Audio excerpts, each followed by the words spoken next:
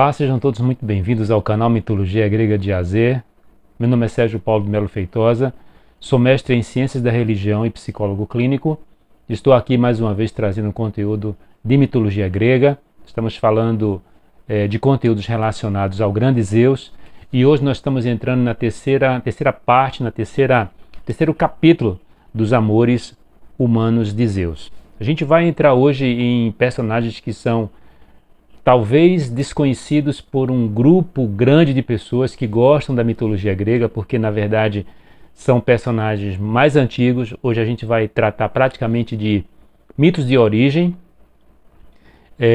são mitos recuados, a gente encontra pouca informação, mas mesmo assim, como aconteceu com o conteúdo da semana passada, esses personagens eles são muito importantes pelas consequências, mas também tem um específico que ele é super importante e ele vai abrir o debate, inclusive aqui do nosso canal, para outras áreas que eu percebi claramente quando comecei a pesquisar sobre ele.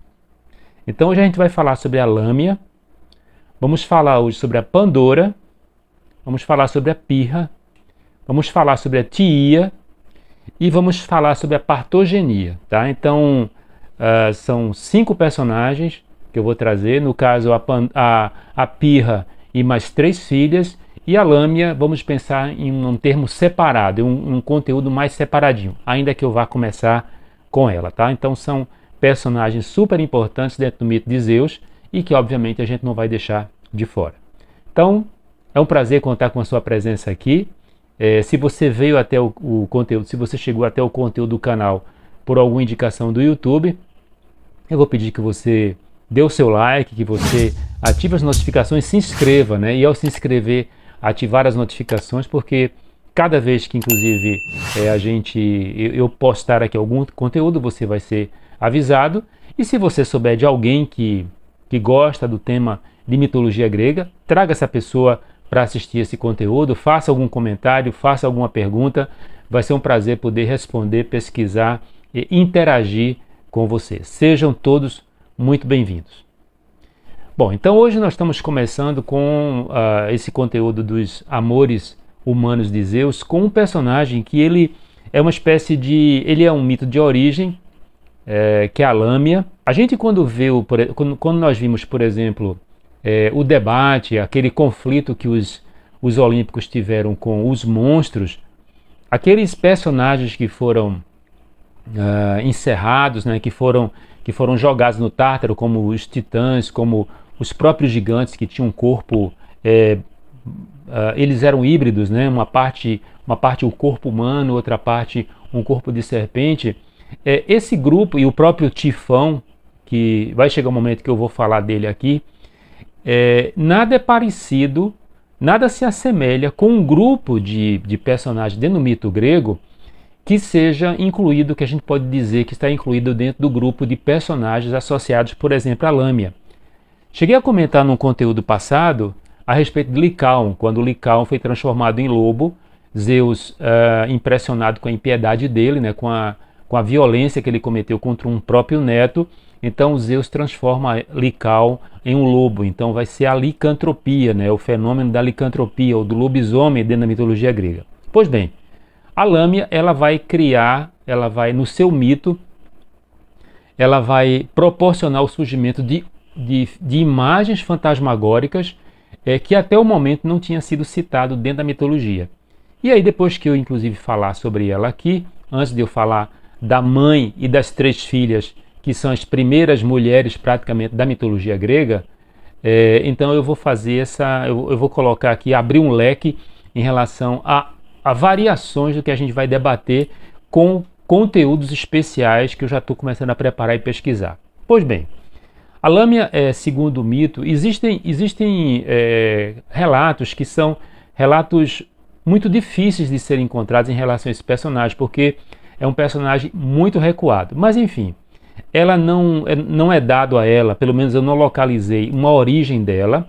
Então diz apenas que ela era uma princesa, uma rainha da Líbia, no norte da África, de uma beleza singular, de uma beleza única, e que atraiu as atenções de Zeus. Em alguns momentos, inclusive, ela é tida como sendo filha de Poseidon, com um personagem chamado Líbia, que vai nominar, que é um epônimo da região da Líbia, mas outros pontos não vão associar ela a uma mãe definida. Se localiza, em grande parte, o pai, que é Poseidon, até que ela atrai as atenções de Zeus. Então, Zeus se relaciona com ela. O mito eu não encontrei como é que esse relacionamento se processa. Aparentemente o personagem não usou nenhum tipo de estratagema como nós vimos nos outros conteúdos, né? Então não se metamorfoseou em nada, enfim, então ele se relaciona com ela, mas eu não posso dizer isso até porque as fontes nesse aspecto são escassas. Então o mito identifica alguns filhos dela, então que é a Sila. Eu vou comentar rapidamente somente um pouquinho aqui. Então, a Sila, a Erofília, a Sibila e o Aquileus. Tanto a Sila quanto a Sibila, ela vai nominar, a Sibila, essa primeira Sibila aqui, não é a Sibila que vai ser associada a Apolo, tá? Então esse nome vai ser emprestado. Essa Sila que está aqui citada, ela possivelmente é aquela Sila que vai também ser comentada como uma espécie de ninfa ou uma princesa, que está dentro do mito de Glauco, do pescador Glauco, que metamorfoseado num deus marinho, tenta seduzir Sila e ela foge. E tem toda uma trama que está relacionado a esse mito de Sila e Glauco. Aparentemente, essa Sila que está sendo citada aqui é essa Sila do mito de Glauco, do conto de Glauco. Pois bem, se identifica, por exemplo, que 2 desses filhos, que a Erofila e o Aquileus, eles foram raptados por Hera e eles foram mortos.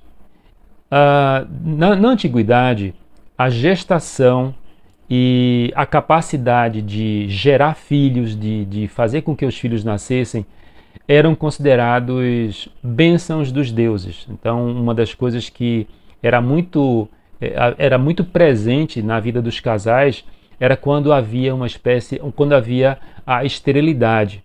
Em geral, se associava muito a esterilidade à mulher. A mulher era como se fosse a responsável pela fertilidade, tá? Então, o papel masculino ainda era muito inconsistente de como se processava.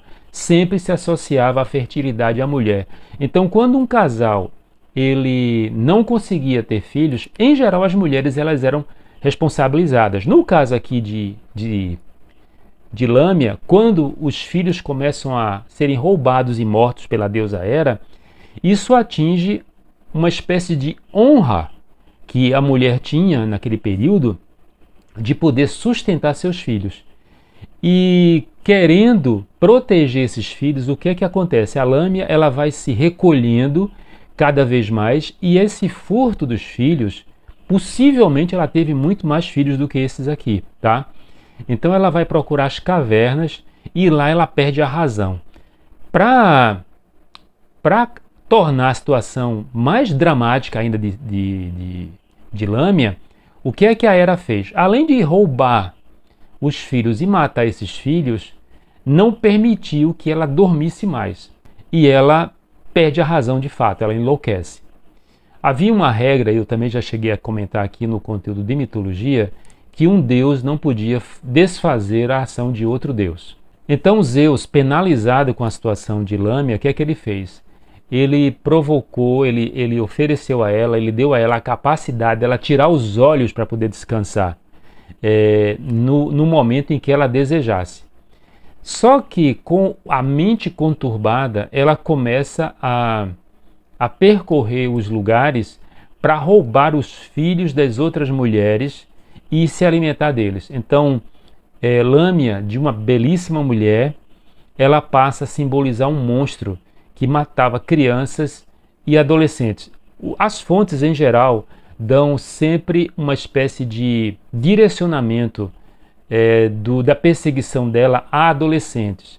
Nós sabemos que a mortalidade infantil na antiguidade era muito grande, até por questões de higiene, mesmo que estivesse envolvendo por exemplo, grupos que fossem privilegiados, como a nobreza.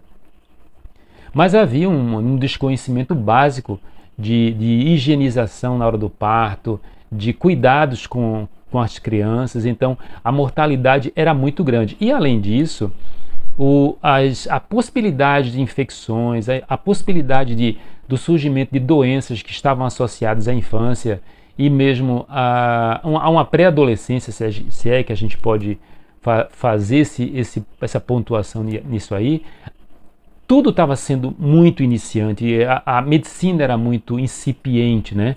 Então, muito das mortalidades eram associadas aos deuses, né? Então, no caso de Lâmia, ela entra como uma espécie de espírito maléfico em que ela vai tirar a vida de crianças e jovens, mas mais especificamente roubando o sangue dessas pessoas, tanto crianças quanto adolescentes. De uma certa forma, ela seria uma espécie de precursora do mito do vampirismo, das lendas do vampirismo, que vão fazer parte de um grupo muito grande de culturas, tanto na Europa Ocidental quanto na Europa Oriental. Eu sei que o tema do vampirismo no aspecto mitológico caberia um debate maior, um aprofundamento maior, mas no momento que talvez seja adequado para que a gente possa não desfocar a nossa atenção em relação aos relacionamentos de Zeus, seja no momento isso. Mas enfim, e o mais curioso é que ao lado de Lâmia, a gente vai encontrar no mito alguns personagens que são associados às fantasmagorias mesmo, né? Então, por exemplo, as Queres, que até então não tinham se apresentado ao mito. Então a gente vai começar a encontrar as Queres. E as Queres, elas faziam parte do séquito de Hécate, que é uma deusa lunar, né? E que elas eram invisíveis e elas percorriam os lugares ermos, elas percorriam as encruzilhadas. Inclusive se dizia que quando os cães latiam, quando os cães ladravam, era quando eles estavam vendo as Queres. Inclusive as Queres, elas eram associadas às mortes violentas. No caso de Thanatos, não. Thanatos ele era associado à morte tranquila. E as Queres, não. Elas eram consideradas 4, né? Então tinha Aquiles, que seria a escuridão, a Fitises, que seria a putrefação, a Esquenazia, que é a devastação, e a Óletros, que é a destruição. E finalmente a gente vai ter um personagem que pode fazer parte dessa trindade maléfica, dessa trindade fantasmagórica, que é a Empusa, que vai ser também depois associada ao mito do vampirismo. Ela vai chegar a adjetivar, vai chegar um momento em que os mitos vão falar de empusas, assim como a gente vai encontrar também no mito as lâmias. Então é como se houvesse uma espécie de popularização do personagem, tirando essa associação de um personagem, a lâmia, para adjetivar um grupo de personagens maléficos, um grupo de personagens perniciosos que faziam o terror, o medo das pessoas na antiguidade. No caso, por exemplo, agora, quando eu comento a situação da Lâmia, o personagem da Lâmia, eu percebi claramente que surge tanto um grupo de seres dentro da mitologia que cabem conteúdos especiais, que são os monstros, e eu vou explicar inclusive o que seja o monstrum, né, dentro da questão etimológica, que são, por exemplo, existem os monstros mesmo, existem os híbridos, existem os dragões dentro do mito, e existem os animais, né, ao lado disso. E um outro conteúdo que eu cheguei a pontuar com alguns personagens que também eu percebo que pede um conteúdo especial é a questão dos adivinhos e dos profetas, que são muito presentes na mitologia. Então eu acredito que agora, quando eu terminar o conteúdo de Zeus, entre Zeus e a deusa Hera, eu vou fazer uma pontuação com os adivinhos e depois lá entre a deusa Hera e o outro personagem que eu ainda não escolhi qual será, eu vou falar sobre toda essa zoologia, se é o que eu posso chamar assim, até porque existem personagens, por exemplo, os híbridos, como os centauros, que eles eram seres inteligentes, né? Os ictiocentauros, eles eram também seres inteligentes. Então, eu vou pontuar talvez entre aqueles que são mais próximos aos seres humanos, até aqueles que são mais distantes, mais monstruosos, mais perigosos. Eu tinha comentado aqui sobre Scylla, e Scylla vai sofrer uma transformação, ela vai se tornar um ser híbrido, assim como aconteceu com o próprio Glauco, que eu também comentei aqui.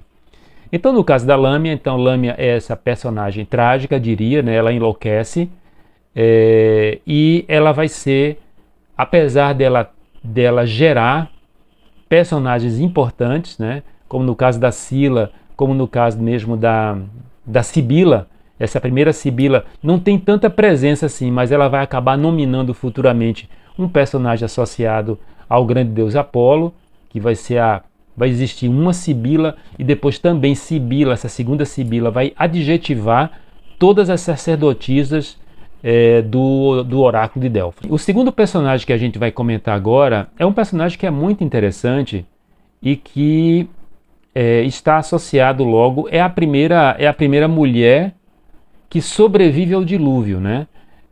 A gente sabe que Zeus escolheu entre a sua sabedoria e a sua piedade um casal para sobreviver àquele momento de cataclisma em que Zeus ele oferece ao mundo, né, no sentido ruim, né, porque ele viu que os seres humanos tinham caído na impiedade, e um casal, eles vão sobreviver. Curiosamente, esse casal, eles eram filhos dos maiores inimigos de Zeus que sobreviveram à titanomaquia. Então, Deucalião era filho de Prometeu e Pirra era filha de Epimeteu. Filha essa de Epimeteu com Pandora, tá? Então, aquela Pandora que foi dada de castigo para a espécie humana, quando Pandora chegou no mundo com um vaso, uma caixa. Existem diversas explicações ou diversas colocações do que objeto era aquele que a Pandora trouxe, inclusive até alguns com conotações sexuais até. Mas enfim. E a Pirra, que era a esposa de Deucalião, eram primos, obviamente, né? Eles vão sobreviver, e quando as águas reduzem, então, por uma orientação de um oráculo, que, se não estou enganado, é do oráculo de Temis, a justiça, então as pedras, eles começam a jogar pedras para trás, foi a orientação do oráculo, né? Então, pedras por cima dos ombros, as pedras que Deucalião jogava pelos ombros se transformavam em homens, e as pedras que Pirra jogava pelos ombros se transformavam em mulheres. Pirra quer dizer a vermelha, a ruiva, o fogo, né? Pois bem, e o mito diz o seguinte, que ela teve um filho, o primeiro filho que é citado, né, porque ela teve vários filhos, o primeiro filho que é citado dela no mito chama-se Heleno. A gente vai encontrar às vezes ele sendo citado de Helen, algumas fontes dão ele como Helen, mas é Heleno para não complicar. Pois bem, então, muitas fontes dão o Heleno, que vai ser o epônimo dos helenos, ou dos gregos, né, da região da Grécia. Muitas fontes vão dar ele como sendo o filho de Deucalião e Pirra. Mas as fontes mais numerosas que eu encontrei dão ele como sendo filho de Zeus com Pirra. Então é como se Zeus estivesse presente já na própria formatação ou reformatação do mundo. O nome Heleno quer dizer o homem brilhante, né? O brilhante. Ele vai se relacionar com uma personagem que é a Orseis ou Perseis, e que vai dar origem a 4 personagens que a própria etimologia deles já demonstra a antiguidade. Como eu disse logo no começo, nós estamos aqui falando de personagens de origem. Então são personagens muito antigos. Então, juntamente com essa esposa, né, com Orcês ou Perseis, então ele vai dar origem a Doro, que é o epônimo dos Dórios, né, são um dos povos que invadem a península grega, né, então o Doro. Ele vai ser pai de um personagem chamado Chuto, e que vai se relacionar com uma personagem chamada Creusa, que as fontes dão o seguinte, que surge um outro Doro, talvez seja o mesmo, tá? Talvez seja o mesmo. E um outro que é o Aqueu, que vai ser um epônimo dos aqueus, né? Também um povo que vai fazer parte ali da península grega. Ele vai ser pai de Éolo. Esse Éolo, ele não é o Éolo, filho de Poseidon, que vai estar lá no mito de Odisseu, na Odisseia. Não, esse Éolo aqui é um Éolo mais antigo, tá? E ele vai também ser pai de Anfictião, não é Anfitrião, que é o pai do Héracles. Esse aqui é o Anfictião, e que no mito vai ser a primeira pessoa que vai misturar água com vinho. Na antiguidade não se bebia vinho puro, se acreditava que o vinho puro ele enlouquecia, tanto que quando Dioniso ele provocava a loucura nas pessoas que acompanhavam o seu séquito, a loucura sagrada, era exatamente por conta do uso do vinho sem água. Inclusive tem um personagem associado, ligado aos 12 trabalhos de Héracles, que é Diomedes, que não é o Diomedes que lutou na Guerra de Troia, é um outro Diomedes, que ele tinha éguas que comiam carne humana, né? Diz que Diomedes perdeu a razão, ele enlouqueceu, exatamente porque ele consumia vinho puro.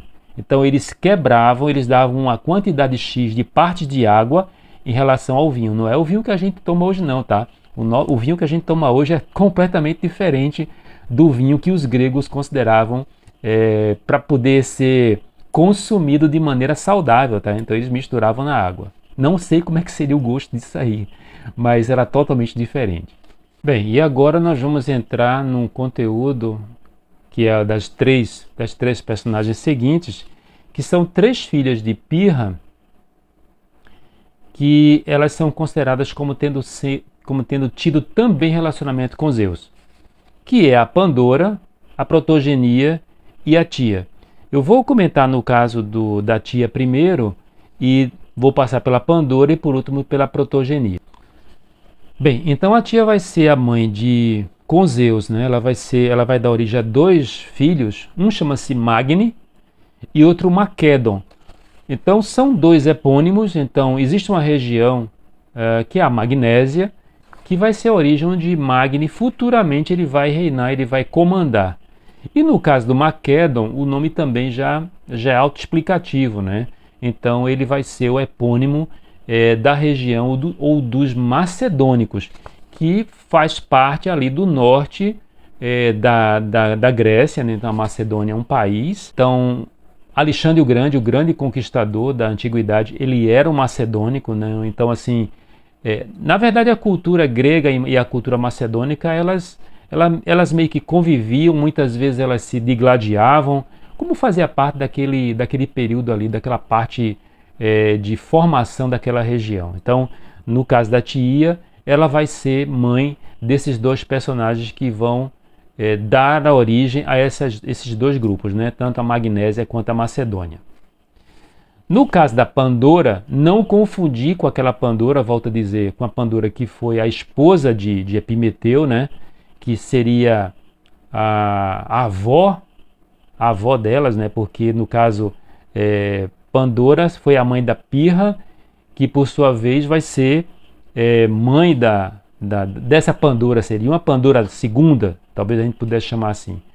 Então também ela vai dar origem a dois filhos que são epônimos muito fáceis da gente identificar, que um é o Graicos e o outro é o Latino. Então o Graicos ele vai dar origem parecido com o que acontece, por exemplo, com Heleno, em que vai ser o epônimo do surgimento dos povos helênicos, no caso dos Graicos com os gregos. E Latino também, então é um personagem epônimo. Então esses 2 filhos dessa Pandora 2, o Graicos e o Latinos, ou latino, eles vão dar origem a esses dois povos, tanto o grego quanto o latino. A gente sabe que isso seria uma espécie de tentativa, apesar dessa antiguidade, mas a formatação dessa etimologia, desses nomes, eles já estão tentando, talvez no mito, dar uma espécie de explicação efemerística do que seja os povos. A gente sabe que Evêmero foi um filósofo que ele tentou fazer uma espécie de conexão com vários personagens, algumas situações que eram reais. Talvez eles estejam inseridos nessa explicação efemerística de que o graico gerou, ele é o originário dos gregos e o latino dos povos latinos. Acredito que sim, tá? No momento em que eu comecei a pesquisar, eu não encontrei nenhum autor que seja um autor contemporâneo. Inclusive o próprio Junito, eu procurei algumas coisas em relação a isso, eu não encontrei muita coisa do Junito. Bom, então assim, o nosso conteúdo hoje é esse aqui, então nós estamos fechando, nós temos, pela quantidade de personagens, acredito que mais 2 episódios que a gente vai pontuar. Então, os próximos eu vou falar, eu estou separando, por exemplo, tanto o próximo quanto o outro daqui a 15 dias, com 2 personagens que eu gosto bastante. Uma especial que é a Leda, eu vou talvez deixar a Leda por último, dentro de um grupo que seja de personagens menos citados, menos importantes das relações com Zeus. E no próximo acredito que eu vou falar da Semele, que é a mãe de Dioniso, e a Leda, que é a mãe de 2 personagens que eu tenho um carinho muito especial da mitologia, que é o Castor e Pólux, que eles são os personagens que vão dar origem à constelação de Gêmeos. É um mito maravilhoso, é um mito extremamente complexo e, inclusive, a própria Leda, ela é um personagem que flutua bastante dentro do mito, assim como a própria Semele, no caso mesmo de quem ela gera, né? Porque a própria geração de Dioniso também tem várias explicações, ou tem vários personagens, existe uma espécie de amálgama de personagens relacionados a ele.